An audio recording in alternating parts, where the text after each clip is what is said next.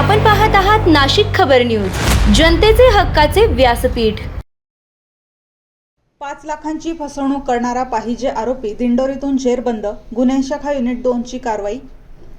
नाशिक शहर पोलिसांच्या गुन्हे शाखा युनिट 2 ने फसवणुकीच्या गुन्ह्यातील पाहिजे आरोपीला दिंडोरी तालुक्यातून अटक केली आहे।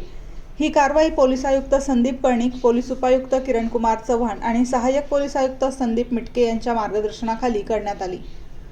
आरोपी शांताराम मार्तंड संधान पाटील याने व्यवसायासाठी बँकेचे कर्ज मिळवून देण्याचे आमिष दाखवत कोणतीही प्रक्रिया शुल्क लागणार नसल्याचे सांगितले होते। मात्र प्रोसेसिंग फीच्या नावाखाली तब्बल 5 लाख रुपये स्वीकारूनही कर्ज मंजूर करून दिले नाही।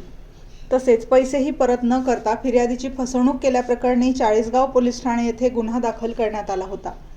तांत्रिक विश्लेषण आणि गुप्त माहितीच्या आधारे आरोपी दिंडोरी तालुक्यातील जवळके परिसरात असल्याची माहिती मिळाल्यानंतर गुन्हे शाखा युनिट 2 च्या पथकाने सापळा रचून त्याला ताब्यात घेतले। चौकशीत आरोपीने फसवणुकीची कबुली दिल्यानंतर पुढील कारवाईसाठी त्याला चाळीसगाव पोलिसांच्या ताब्यात देण्यात आले। ही कारवाई गुन्हे शाखा युनिट 2 चे प्रभारी सहाय्यक पोलीस निरीक्षक हेमंत तोडकर यांच्या नेतृत्वाखाली सहाय्यक पोलीस उपनिरीक्षक मनोहर शिंदे आणि त्यांच्या पथकाने यशस्वीरित्या पार पाडली।